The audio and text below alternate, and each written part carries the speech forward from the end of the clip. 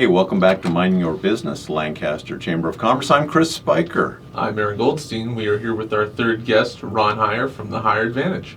Welcome, welcome. Well, thank you for having me. We are so glad you're available to be on the show today. I appreciate you inviting me.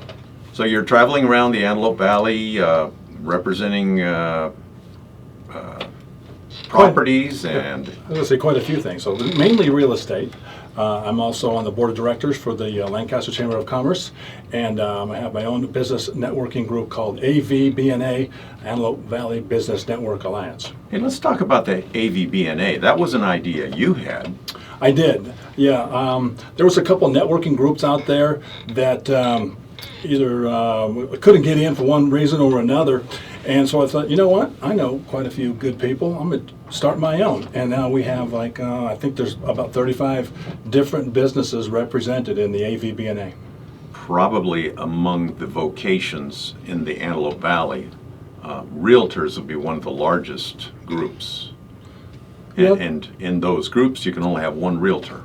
And right, so there's I won't name names, but usually there's a realtor, because realtors know a lot of people, different trades for fixing up houses and the like. So, but we've got real estate agent, myself, we have a plumber, contractor, florist. Got a good florist. Yeah, we've got a great video man. We've got quite a few. This is like 35. If you go to avbna.com, you can check out the members on there. Yeah. Hey, so you're a realtor. Why aren't you in one of those big companies? Well, I was started in 1995. I was with Coldwell Banker, and I was there for like 8 or 9 years, and then I went to Keller Williams for about 9 years, and then I've been on my own for a little over 5.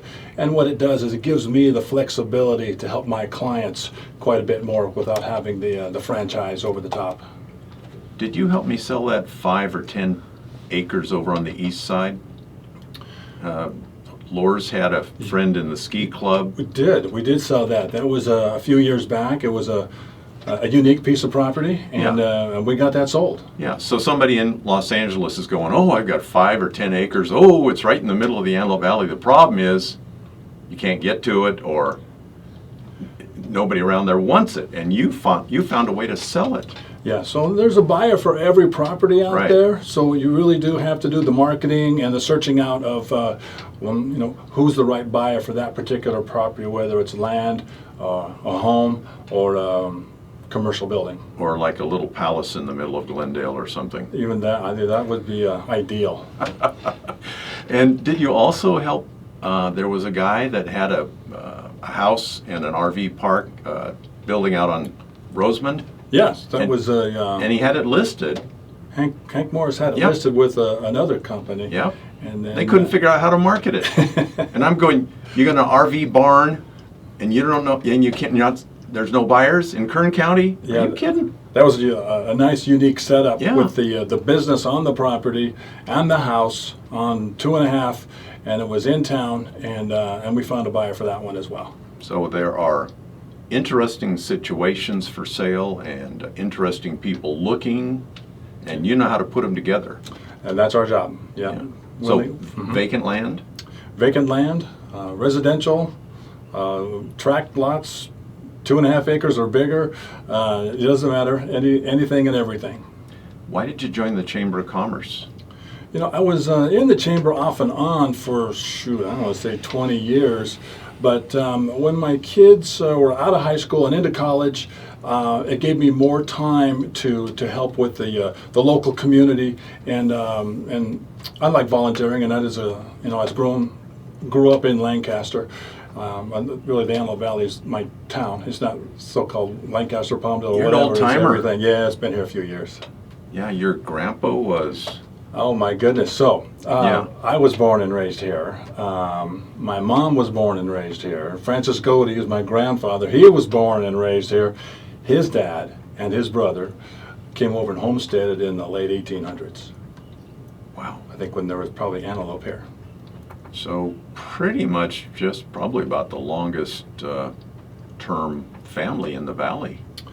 I don't know who else was out here. There wasn't a whole bunch, and it was farming back then. Yeah. They raised wheat, cattle, and a few other things, agriculture. Climate was a little different, so things were growing and the water was up to the surface. Right. And then, back then, the water wasn't a problem because of the aquifers were full, and then farming was easy probably back then. Dig a well and the water comes up. So why join the Chamber of Commerce? I think it's a great way to promote your business. Some people join the Chamber of Commerce and then sit back and wait for things to happen, and that's not the way to work in any business, really. But if you get involved and meet more people, there's over 500 members in the Lancaster Chamber of Commerce, and there's multiple chambers out here. And you just expose yourself in your business, and you'll get more business. But you really do need to be involved. Go to the lunches, go to the breakfasts. They have mixers. They've got all kinds of different avenues to reach out for businesses throughout the year. And probably LancasterChamberofCommerce.org is a great place to go to check out their calendar of events. Yeah, and also you can check out some of the 400 videos that we have up on the website. That would be awesome. Yes, so there's lots of things. People think, well, you're a realtor, you've got to join the Chamber of Commerce, but I think every business, every profession or vocation could either stand to meet a few more possible clients or find a way, as in chamber membership, to give something back. Absolutely. That, and the in general economics change over the years, and being involved with the Chamber of Commerce, which is business based, I mean, you've got your hand on the pulse of things changing every day, all year. Yeah, so maybe you could take some of the money that went to Yellow Page advertising and start going to meetings with the real people. That's it. Meet the real people. That face to face is the best way to do it. And really, the chamber membership fees are nominal compared to what Yellow Page ads are, and all the Google ads and all the other ad media that's out there. Aaron and I think if you do a good job with your business, you may not need to buy so many Google ads. Yeah, you know what? And face to face and handshakes are relatively free. 5-star ratings. That's real good. Do you get 5-star ratings for selling a house? We do. We really don't advertise to try and push people to give us 5-star ratings, but yes. Yeah, so if you don't know what to get Ron Hier for Christmas, a I'd love 5-star rating. I'd love a 5-star rating. Good time to buy, good time to sell? Right now, that's a good question. So right now, it is kind of both, because the inventory is still relatively low and the interest rates keep coming down. They went up a little bit about this time last year in 2018. So now in 2019, the Federal Reserve cut the rates and they pass them on basically to the lenders, and they're around 4% depending on your FICO scores. Most of it under 4% for an interest rate, which makes affordability a whole lot easier. How do people get in touch with you?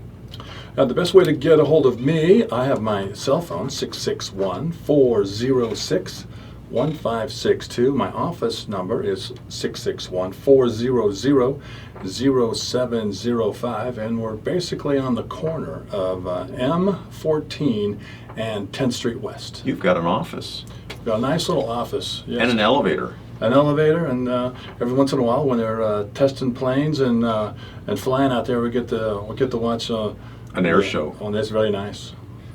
Hey, the fair's coming up. It is. You going to be over there?